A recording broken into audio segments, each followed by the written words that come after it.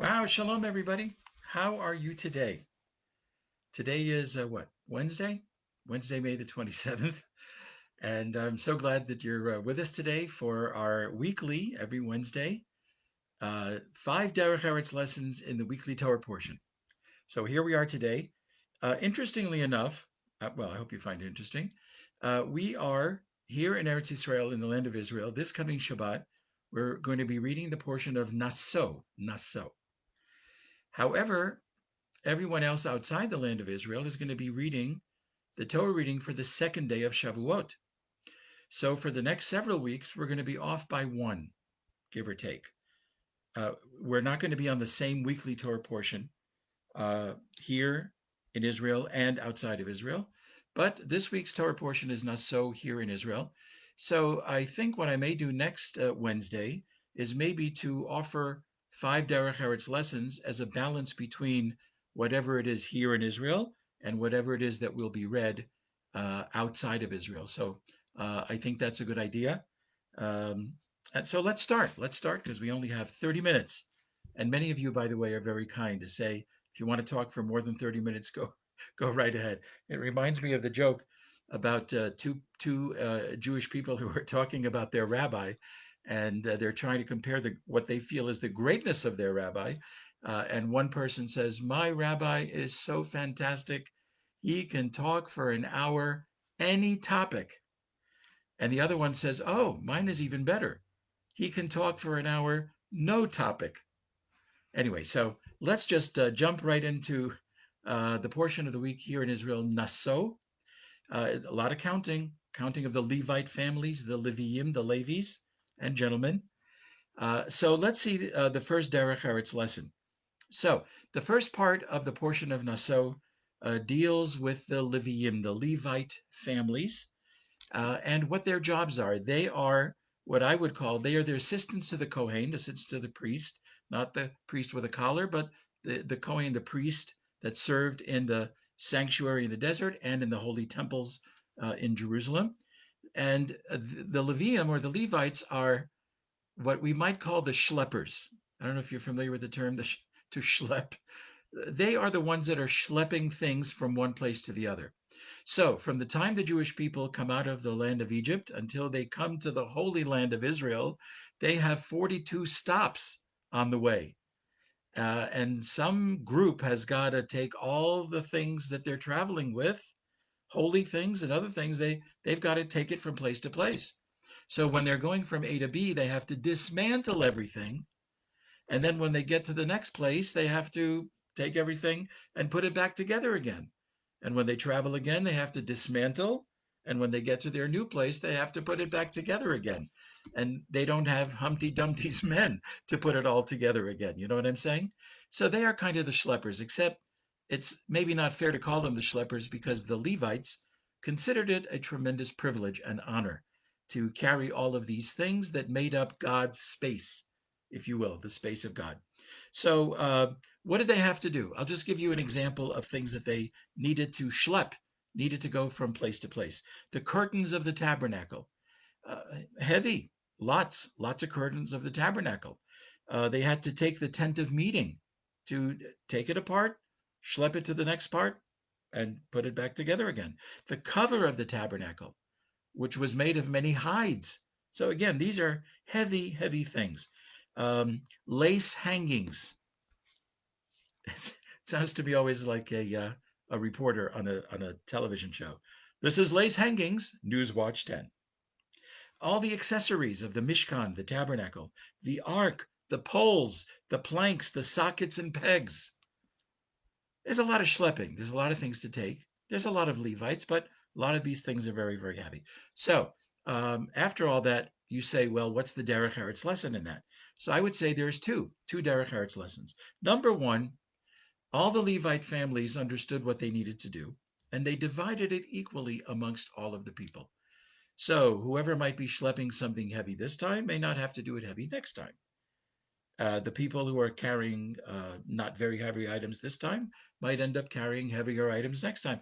They all decided how they're going to do it and how they're going to carry it, and they decided to, in a sense, divvy up the burdens of everything that they needed to carry. So that's a nice thing. Nice. It's not you're always stuck with the fill in the blank. It's a nice thing. The other Derech Eretz lesson is that in the Torah, in this portion of Naso, all of the jobs of the various Levite families, there were like three major categories of Levite families, all of their jobs are delineated very, very carefully and very, very clearly. That to me is a Derech Eretz lesson.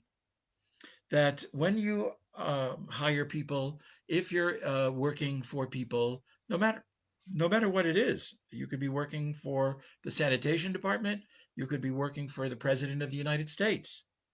Let's not get into that. But the idea is that when the job is clearly delineated and the expectations are clear, there's no misunderstanding, there's no ill feelings.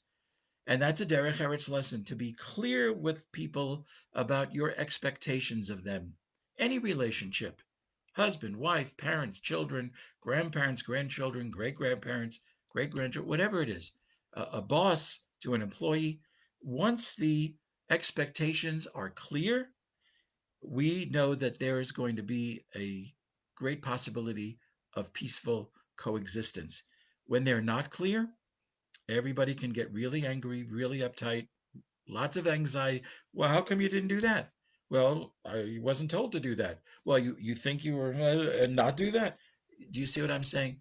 So that's a big Derech Eretz lesson, to be very, very clear about expectations with other people, and really in all relationships, to everybody knows what's expected of them, what they need to do, what the other one needs to do, and in that way, there's a lot of shalom. There's a lot of great peaceful atmosphere when people know that the expectations are very, very clear. So here's the second Derech Eretz lesson. One of the most famous sayings, if you will, the most famous verses in the entire Torah is what we call the Birkat Kohanim. This is the priestly blessing. The priestly blessing delivered by somebody who was a Kohen, a male Kohen. I'm trying to think now of all the Jewish males living in the world today. I would say roughly 10% are Kohanim. Maybe another 15% are Levites, Leviim, and all the others are plain bagels, like me. I'm a Yisrael. I'm not a Kohen. I'm not a Levi.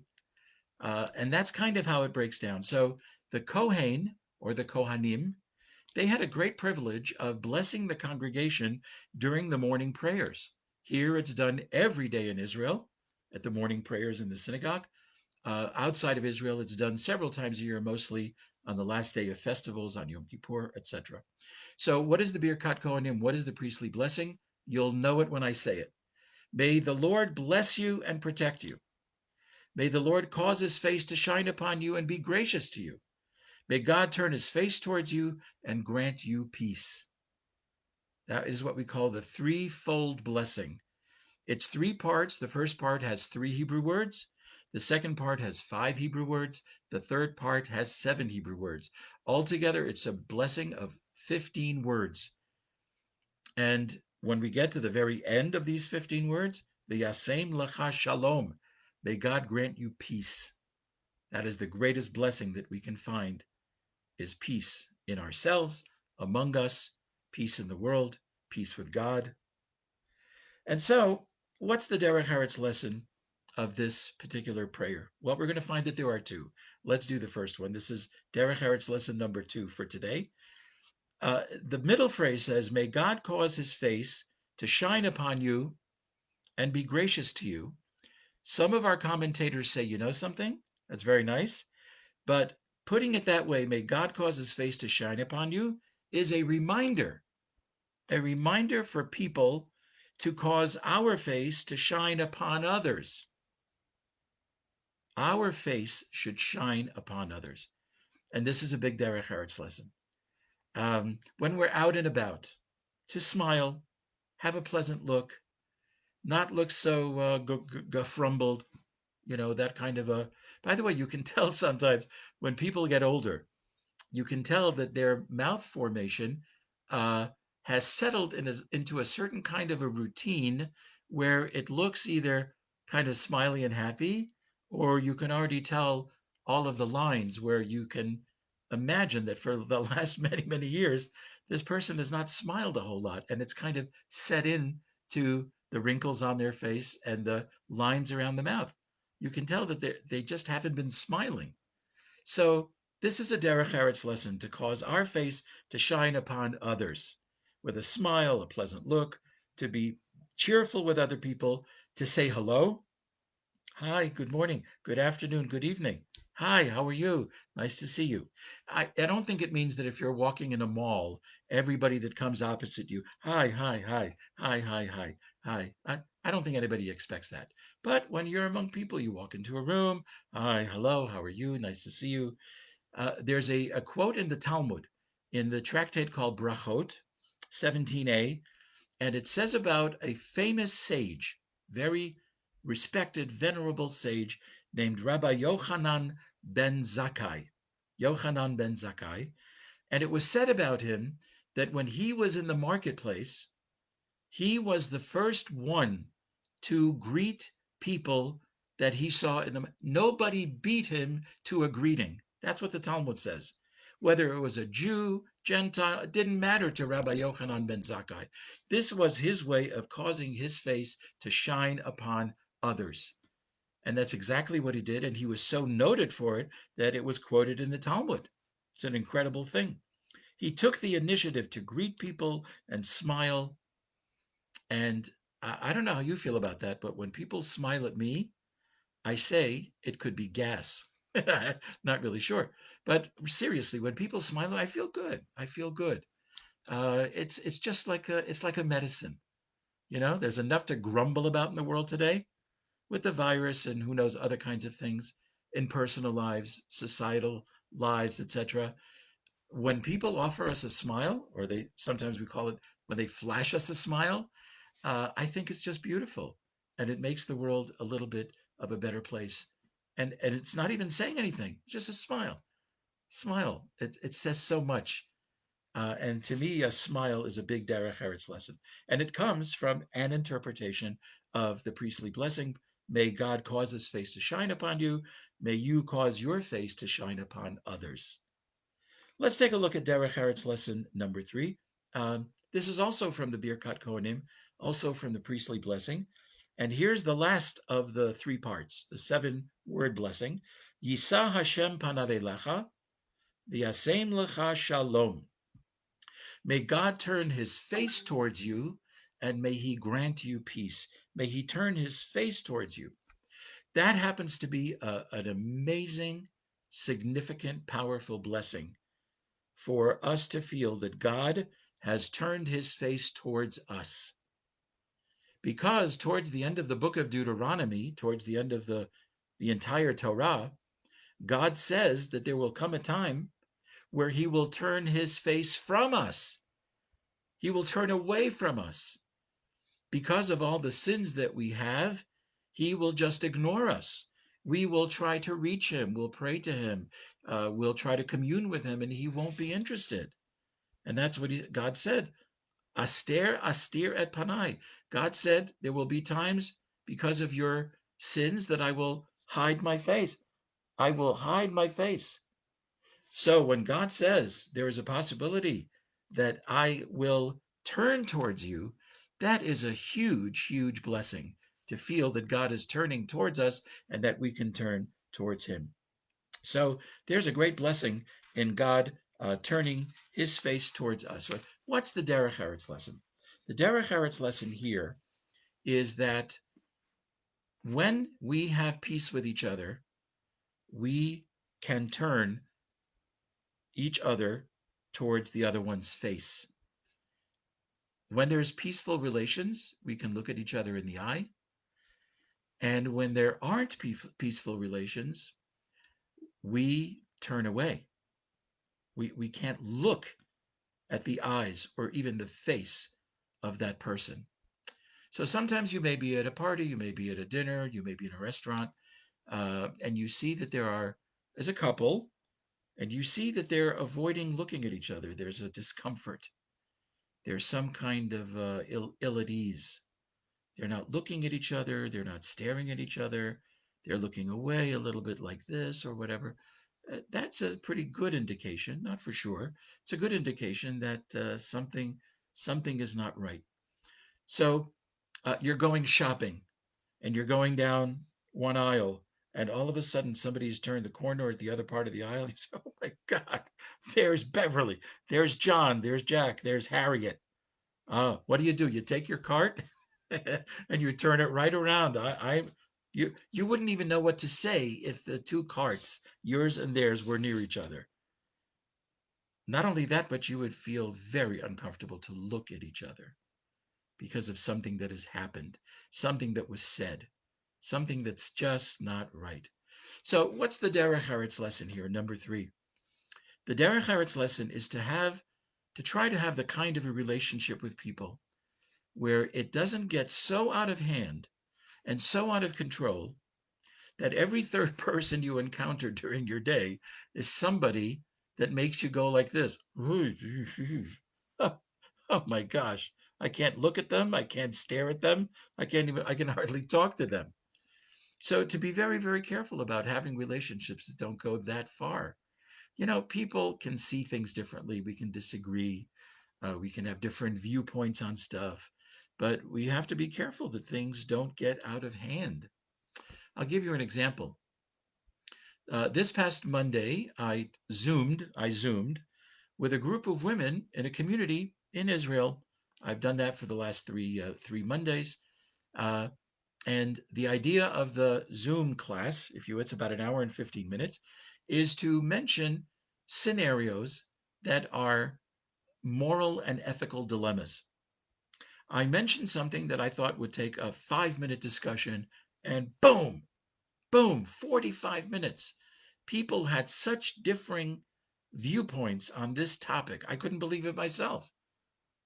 After it went for 10 minutes, I can't believe this has a life of its own already. And you know something? I was so worried. I was very, very nervous that if things get just a little bit more fiery, the way people are expressing themselves, we're going to be in deep, deep trouble. And thank God, Baruch Hashem, people spoke with each other, very calm. They had very strong opinions, but they were very respectful of each other's opinions. And again, all it needed was a little match, somebody to throw in just a little lit match, and boom, the whole thing would have blown up into something very embarrassing and extremely uncomfortable. So, Derech Eretz lesson number 3 is to try to have the kind of relationships where we don't let things get that far out of hand. We don't want to avoid a growing list of people. By the way, if you want to know who are these people in your life, ask yourself the question. If you were shopping and you were going on an aisle and somebody came down, who are the people that you would turn around and hope they never saw you? Who are those people? Make a list, make amends. Make a list, make amends. It's a lot more comfortable when you can look people in the eye and you can turn towards them like we always wish God would turn towards us. Derech Eretz lesson number 4. Again, it's about the priestly blessing, which is so powerful. I remember watching the Reverend Robert Schuller, the late Reverend Robert Schuller. I don't know if you know the name. As a kid, I used to watch him on Sunday mornings. He had the Crystal Cathedral in Garden Grove, California, and I found him to be a very inspiring speaker, the Reverend Robert Schuller. And he closed his hour of power every week with the priestly blessing in English. May the Lord bless you. He was very effusive, very uh, passionate and powerful. So it happens to be a big, big phrase in the Torah and used by people, the priestly blessing. As parents, my wife and I bless our children with the priestly blessing. As a rabbi doing a wedding, officiating, I bless the couple with the priestly blessing. The Kohanim, the priests, every day in Israel, outside of Israel a few times a year, they get the privilege to go up to an elevated place in the synagogue and they bless the people. That's their privilege. So, Derech Eretz lesson number 4 has to do with this priestly blessing, the way it's delivered by the Kohanim, by the priests in the synagogue. Here's a question. Do you need to be a super, super spiritual Kohen in order to get up there and do the priestly blessing and bless the congregation? Do you need to have the highest intellect in order to bless the people as a Kohen? Do you need to be like the nicest and kindest Kohen in order to be able to go up to this elevated area and bless the congregation? Do you need to be the most generous? Maybe the most generous or very generous to go up and bless the congregation. Maybe you need to have an extremely pleasant voice because the Kohanim say words and often they sing a melody. Do you need to have a nice, pleasant voice when you do that? How about, do you need to have a nice complexion? Do you need to look good? Maybe handsome? Do you need to look presentable? And the answer to all of these questions is no, no. Here are the qualifications you need to go to this elevated area in front of the synagogue and bless the congregation as a Kohen. A few qualifications. You must be a Kohen. Okay, goes without saying. You must be on good terms with everybody in that crowd that day or that morning, because the blessing must be given out of love of the congregation. So if there's anybody in the congregation you're having a Derech Eretz lesson number 3 issue with, you have a fight with the guy in the third row, you had just had a blowout with the woman sitting over there. If there's anybody in the congregation that you can't bless with love, the Jewish law, the halakha says, don't go up. Don't go up. If you don't love everyone, theoretically, don't go up and bless. You may not. Okay? So this is what the Kohanim, that's the only qualifications. They need to not be in a fight with anybody in the crowd, and they need to be a Kohen. So the question is, who is giving the blessing? From where is the blessing coming? And the answer is it the Kohen giving the blessing? All of our rabbis say no. It's God giving the blessing, Hashem giving the blessing through the Kohen. The water goes through the faucet. The water needs a channel through which to deliver its water. And so what comes out of this? The Kohanim are a channel for this blessing. They are not blessing. God is blessing the people through the channel of the Kohen.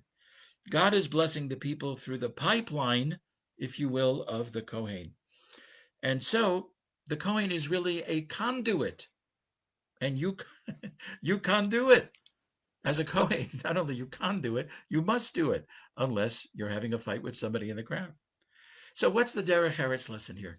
The Derech Eretz lesson here is a lesson in humility, in the sense that if you are somebody that was blessed with great financial acumen, if I pronounce that right, if you're somebody who's blessed with a lot of wealth, you are, to be humble, a conduit of God's blessings. You are a steward of the money. God placed that money with you to be a faithful steward of distributing that money in a good way. If you have fame, wow, aren't I fabulous? Aren't I terrific? God made you that way to be a channel for his purposes. And I think that's a very important Derech Eretz lesson. We're only the pipeline. We're the stewards of God's blessing, and he blesses the world through us, through what he gives us. And from what he gives us, we try to be a blessing to the rest of the world. There was a gentleman in my congregation in Baltimore at the Moses Montif Yoran She'emuna. I'll just mention his first name, Earl. Earl. Those who are watching from there know exactly what I'm talking about. Earl played the saxophone. And very often after a gig, I so love this when he mentioned it. After a gig, people would go over to him and they would say, wow, Earl, you play the saxophone the best that I've ever heard. Now, wow, that could swell your head, right? Hard to get out of the room because your head is that big. You know what he said to people? This is so sweet. And this is exactly what we're talking about. They said to him, "You play the saxophone the best that I've ever heard." And he would say, are you ready? He would say, "Thanks, but I'm only holding it." Isn't that something? Thanks, but I'm only holding it. In other words, I realize that this saxophone is just a channel. It's a channel that God gave me to bring blessing, joy to people who want to listen to my playing, and I'm only holding it. So, lesson number 4 is a lesson in humility, that we are the channels through which God brings blessing through the world. We are the conduit, and as I said a moment ago, we conduit. Okay, so that's Derech Eretz lesson number 4. We only have a couple of short minutes. Derech Eretz lesson number 5, the last. This is the longest Torah portion of the entire Torah, 176 verses. Naso, the longest. And so, towards the end of this Torah portion of Naso, there's a mention of the inauguration of the tabernacle. It's now been built. We're ready to roll with it. Let's put it into action. And in celebration of the tabernacle's inauguration, each of the 12 tribal leaders brought various gifts and offerings. And I'll tell you what each one brought. Each tribe, the head of the tribe, brought as a celebratory gift to the tabernacle. They brought one silver bowl, one silver basin. Both of these were filled with fine flour mixed with oil, one gold ladle, one young bull, one ram, one sheep, one he-goat, 2 cattle, 5 rams, 5 he-goats, 5 sheep in their first year, and of course, a partridge in a pear tree. They bought all of these kind of gifts. So you would say, wow, okay, that's what the first tribe brought. The tribe of Judah, they brought that. What did the other 11 tribes bring?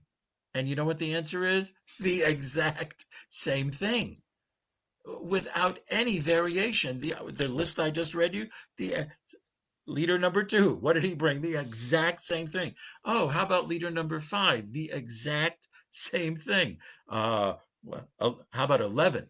11 out of 12. No, the exact same. How about the 12th one? The 12th one must have innovated and said, no, they didn't. The Torah, God, lists each offering of each tribe in the exact same thing that they brought. It lists it. So you and I would say, okay, God, have it your way. But in your written Torah, why do we need to have each offering listed? How about saying the first offering and then saying in the Torah, and all the other 11 brought the exact same gifts? To me, that would conserve a lot of room. If the Torah did that, if God did that, it would be it would be a lot shorter Torah portion. It wouldn't be the longest Torah. What makes it the longest? All of these extra paragraphs saying the exact same thing as the first paragraph. So the question that all of the commentators pose is why? Why are these repeated instead of God saying through the Torah, and all the other 11 brought the identical list of gifts and offerings for the inauguration of the tabernacle? So here's what we find, and here's the Derech Eretz lesson. The Derech Eretz lesson is that each tribe brought the same thing. Some commentators say they all agreed to bring the same thing. Okay, but the question remains, God, in your Torah, why did you list them all instead of saying the first one brought this and all the other 11 brought the same thing? So the commentators say that even though the items are identical, the lists are identical with no variation, still the intention with which each tribe gave those identical gifts, the intentions, the thoughts behind each tribe's giving were different. The intentions were different. So you probably don't understand exactly what I'm saying, because I didn't the first time I read those comments. And here's how I will explain it. And I'm ready to go over time. I'm really sorry. Maybe another 2-3 minutes. For example, there's a wedding and the couple gets 5 gold ladles, like a soup ladle, 5 gold ladles. Okay, and there's 5 of them, and wow, that's interesting. Here's 5 golden ladles. Now, to the naked eye, they all look the same. But if you were to interview any one of the people that gave a golden ladle and say to them, so why did you give the golden ladle? One might say, I gave them the golden ladle because 2 weeks ago they invited me for a Shabbat dinner, and that was the best soup I ever had in my entire life.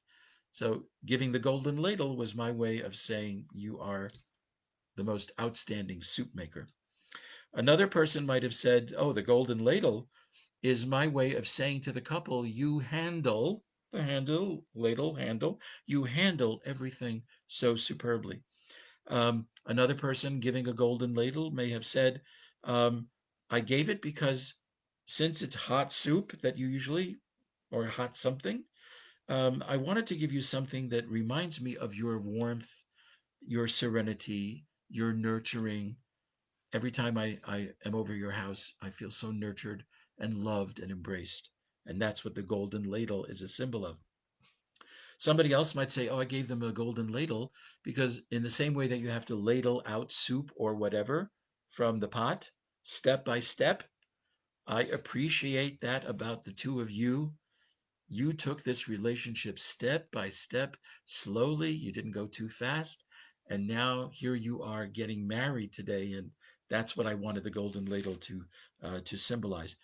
Another person might have said, I gave the golden ladle because ladling, ladling, ladling is a way of being generous. It only starts with one ladleful, but the expectation is that there's going to be more ladles full of whatever the substance is.